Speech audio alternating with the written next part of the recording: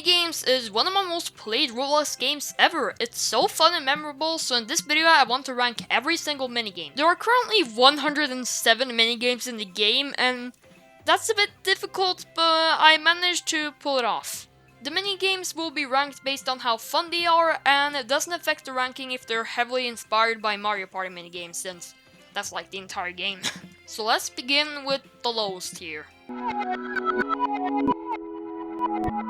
This is just good luck. Nothing special, just a 1 in 4 chance to win. Dear god, this minigame is not fun. Way too much knockback makes me just not enjoy it. This tier was only made for these two minigames I just really dislike. Okay, I just have to get something clear.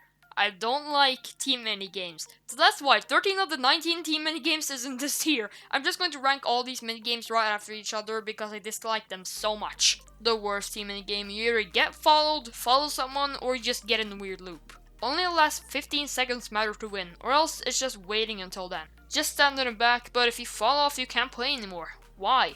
Everyone I play with thinks you have to put the marbles in the other team's pocket. It depends on having a good team to win. Game is just about camping, really boring. Just stand on the platforms and hope the other players do as well. Just spam the rocket launcher, not much more. You have to whack the blocks and hope the other players on your team participate. Just spam the trees, that's it. This is just sword fighting with team members and more opponents. Another game that depends on you having a good team. Either they don't care about you at all or they just stand there.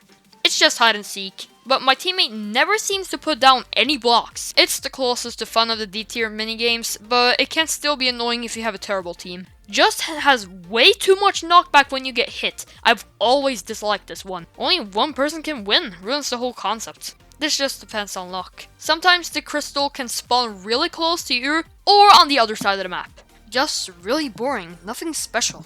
It's just sword fighting without the swords. A lot of times when I try to give present, it just doesn't work. With the other players, it's more difficult and the bombs make almost no difference. If all the players gang up on the Juggernaut, it just dies in an instant. The Juggernaut still has some cool moves though. Okay, but only one person can win. That kind of ruined it. The controls are garbage. It's not hard either and it's really boring. It's just luck and sometimes you can get stuck in the hedge for many turns. When I played this round I got stuck in the same hedge for 5 rounds. 5 rounds! The worst part about this is that you're allowed to shoot the ball the second you pick it up. This wipes out half the people. To win this one, it depends on having good teammates, and if you have a small amount of people on the server, it's impossible. This is just another team minigame, but it's at least a bit more interesting.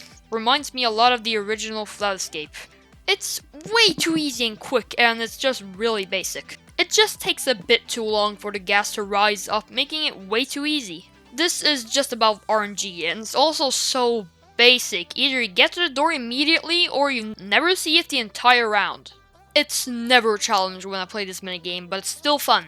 It's kind of challenging at times, but the bombs still take a long time to explode, making it not that difficult. Just hiding in these trees makes it way too easy and boring, but playing as a swordsman is still really fun. Laser guidance is cool, but still not that fun and interesting. It's really easy to not get hit, making the matches last a bit long.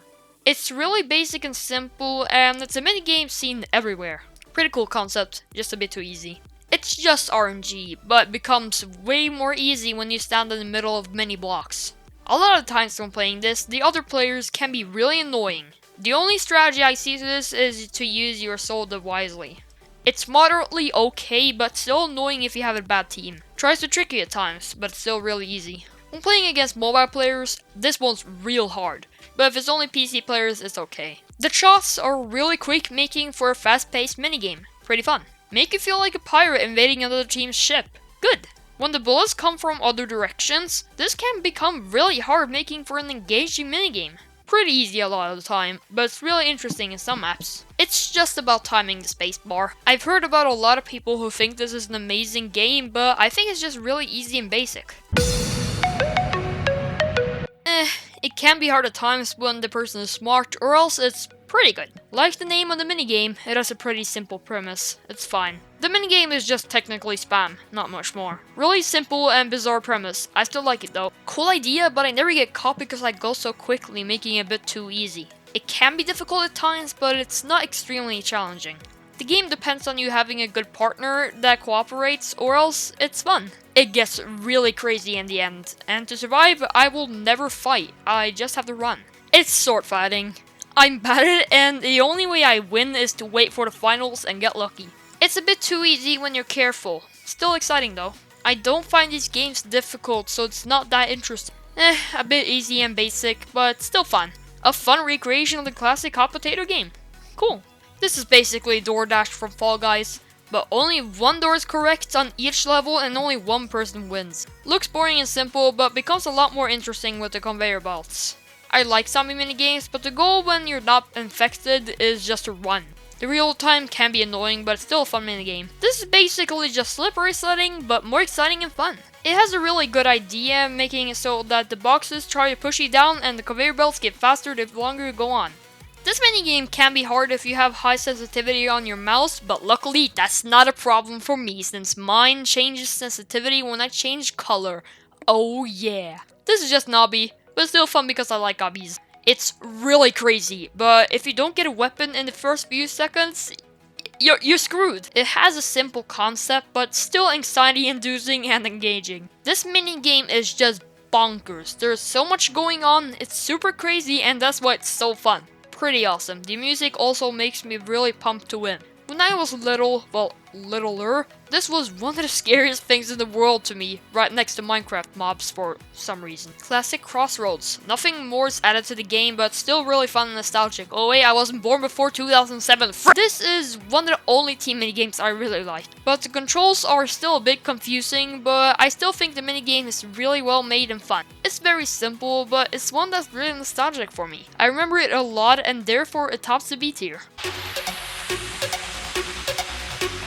It's an interesting minigame dependent on timing, making it much more engaging. It has really fun controls and strategy. If you want to get more points, you have to wait for a golden fish. And you also have to be careful of the sharks. A really fun minigame. This minigame isn't really challenging because the wolves never trick me. If this had to be fixed, I would replace the wolves with something in the air. Still a fun and good concept for a minigame. This is another minigame I have a nostalgic connection to. It's fun, exciting, and good. A really cool minigame which I sucked at before, but it's so satisfying to pull it off. It's a really fun minigame where you have to follow the arrows to the middle. Also being challenging because you can sometimes be thrown off. Interesting and fun.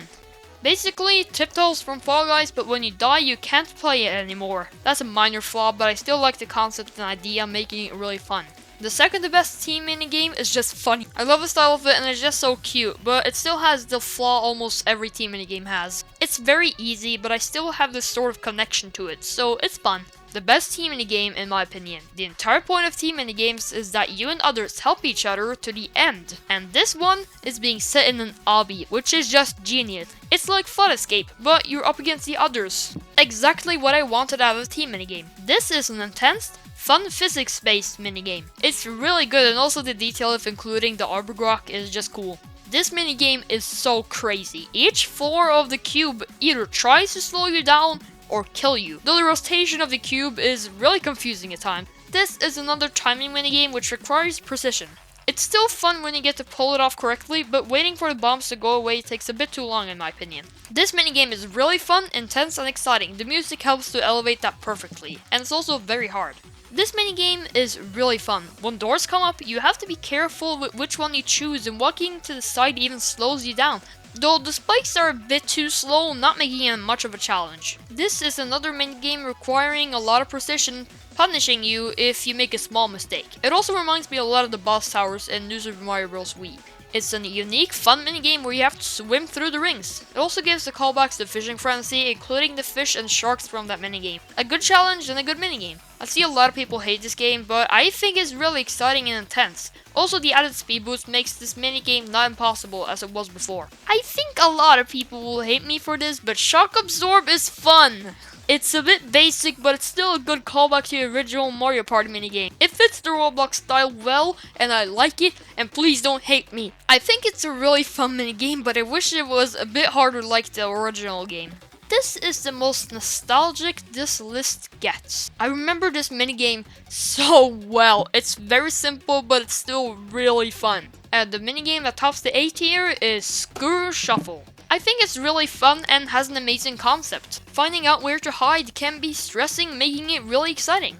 And now it's finally time to move on to the S's. Remember that one thing I said in my difficulty chart RV video, that the best part of Roblox is to go on an adventure?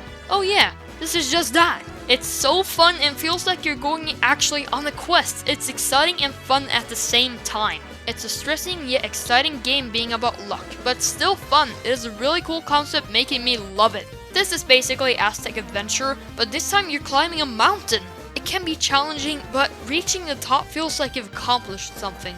Oh my gosh, this animation is amazing. How did they make this in Roblox? The Arborgrok shoots ice spikes, which aren't that difficult to dodge, but still is a bit challenging. To kill it, you have to shoot the cannons at it. This is one of the most well-made minigames in the entire game.